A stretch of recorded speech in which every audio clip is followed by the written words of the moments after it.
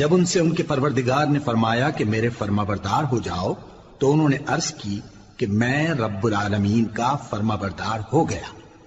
اور ابراہیم نے اپنے بیٹوں کو اسی بات کی وصیت کی، اور یعقوب نے بھی اپنے فرزندوں سے یہی کہا کہ اے میرے بیٹو، اللہ نے تمہارے لیے یہی دین پسند فرمایا ہے، تو مرنا تو مسلمان ہی مرنا۔ جس وقت یعقوب وفات پانے لگے تو کیا تم اس وقت موجود تھے جب انہوں نے اپنے بیٹوں سے پوچھا کہ میرے بعد تم کس کی عبادت کرو گے؟ تو انہوں نے کہا کہ آپ کے معبود اور آپ کے باپ دادا ابراہیم اور اسماعیل اور اسحاق کے معبود کی عبادت کریں گے، جو معبود یکتا ہے اور ہم اسی کے حکم بردار ہیں۔